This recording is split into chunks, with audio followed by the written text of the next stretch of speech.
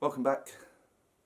So I had a viewer ask me, what do you do, Charlie, if another medium tells you not to do mediumship? Like, just leave it, it's not for you.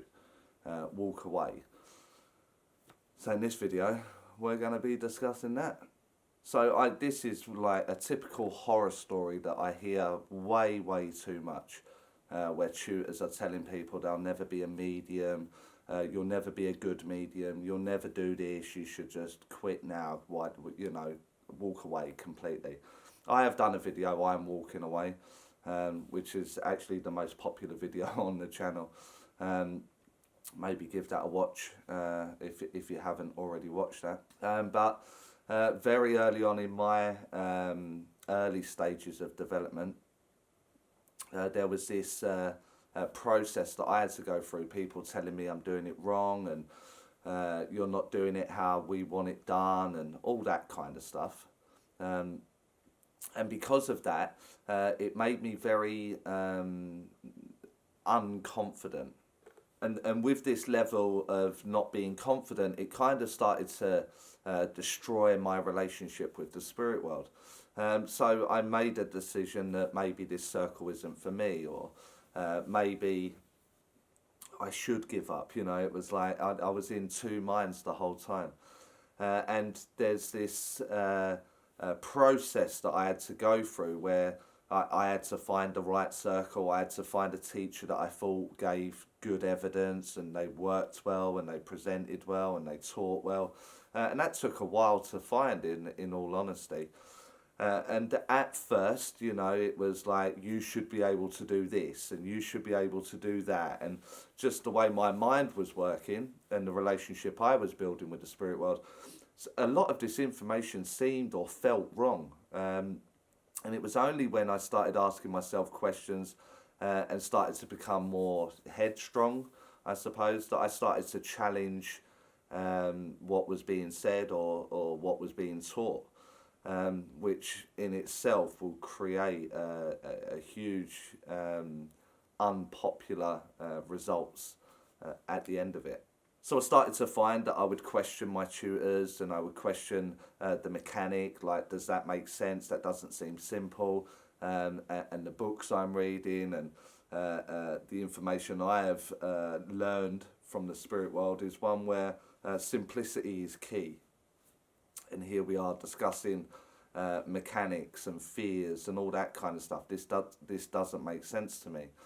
And so I started to become not argumentative, but I would challenge what was insulting my reason, to which I would find myself not being welcomed into a classroom or being asked to leave the classroom because I'm not a medium and I shouldn't be doing it. And I remember, still now, I remember how this made me feel, like, oh, maybe I should walk away, maybe I should give this up, maybe it's not for me, maybe it's not all of the list. I mean, I'm sure you'd be able to help me fill that list with people that have said things to you. The list would be endless, wouldn't it? So I decided that I'm going to develop on my own, and every now and again I'll find someone, you know, with a very good reputation, and when my funds would allow it, I would attend a workshop just to make sure I'm still on track, or all that kind of stuff, you know.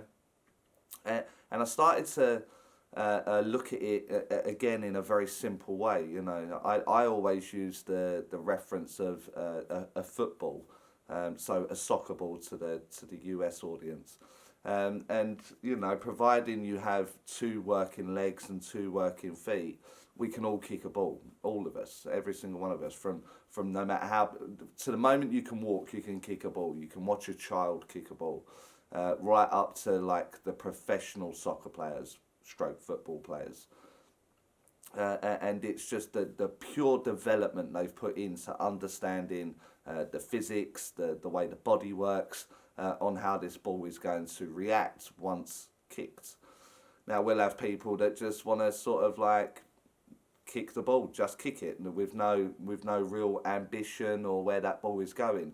Or we have ones like David Beckham that could pick out the top right hand corner from 35 yards out with 4 men standing in front of a wall, and he can add the bend to it and put it straight in the top corner, pretty much at will, because he was on the football pitch learning that ball 8 hours a day, every day, without fail. And I started to look at mediumship like that. Like, we can all kick a ball, and yeah, some of us are going to be okay that the ball has been kicked. And some of us want to be able to put that ball at 35 yards out in the top right-hand corner. And that's how I started to approach mediumship. You know, if I want to be good at this craft, then I'm going to have to invest a tremendous amount of time into it. And just because some people are saying, no, that's wrong, doesn't mean it's wrong. So I found with my style of mediumship, my full attention is with the spirit world. Very rarely am I consumed with the idea of the client or the audience. It's with the spirit world. And because of this way that I work, it's mainly information, evidence and essence. And then I will deliver that in the way I feel is best delivered. And so when I first hit the scene here in the UK, this was deemed wrong, because I wasn't going to the person. I want to come to the lady in the bright yellow top. You'd understand you have a father in the spirit world. And everything about this style just, to me, is wrong. And you know, listen to what I said. To me, it's wrong. Because for me, I'm drawn to the lady in the yellow top, and then I go via hers and my energy, and then I go to the spirit world. So that is psychic to mediumship, to then bring forward the father. In my style of mediumship, I want it to be evidential. So I'm aware of a father, and he tells me this, that and the other. And he tells me he's the father of the lady in the yellow top. That's direct mediumship. And other times mine will be to an area, and other times it's just, I'm just going to throw this information out. This is, in some cases, showmanship to encompass my audience for as long as possible, so they never know what's coming. And it gets a little bit boring when a medium says, right, I'm coming to you, and then blah, blah, blah, blah, blah. Now I'm coming to you, blah, blah, blah, blah, blah. You've got 200 people in the audience. You lose every single one of them the moment you go, I'm coming to you. And so it's just a showmanship aspect. So my style was deemed wrong. My style would be, I'd have people saying to me, you don't do mediumship properly. That's not mediumship. I don't know what that is that you're doing. And you know, the audience has now been almost desensitized to psychic work and mediumship work. A lot of the audiences now don't know it, or the difference between. So I took it upon myself to sort of go, I'm going to start training people without them realising I'm training them. I'm going to educate the audience on what psychic work is and mediumship is. So I dialed in my style even more. And people would say to me afterwards, mediums in the audience, that like, I don't know why you put yourself through it, I don't know why you do this, that's not mediumship, and you should walk away. And again, I mean, I sit here and say I'm really headstrong and I'm overconfident and I don't care what they say. But, you know, like anything, some comments hurt, some sting. Whether it be in the comments on a video or whether it be in person. But what I find amazing is, here I am 10 years on, after everyone told me to give up. Those same people now are approaching me after demonstrations saying, I got you wrong.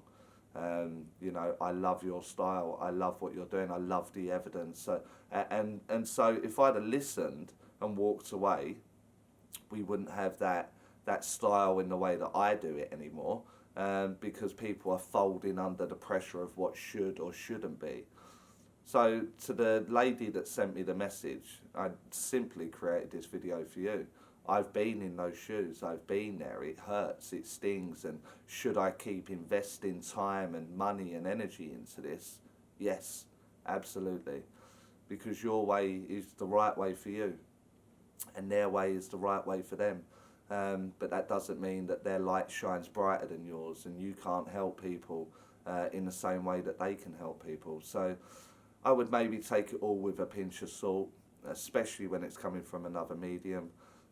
You don't know if it's an ego attack, you know, maybe they're scared of you, maybe they just simply don't like you, but that's not your baggage, that's theirs, that's something they have to look at. So I would just keep your head down, you know, keep building your relationship with the spirit world, and demonstrate and read in your style, and just make sure the boxes are ticked. Is this evidential? Is there essence of the spirit world there? And if you tick those two boxes, I think your style's your style. People will learn to love it. People will learn that that's mediumship. So I know it's not the longest of videos, but if you liked it, like it. Obviously get in the comments, let me know some of your stories on when you've been told to do one or get out of the way or leave my classroom. I'm always interested to see if someone else has had that kind of thing. Share it if you can. Subscribe if you aren't already. And I'll catch you all in the next video.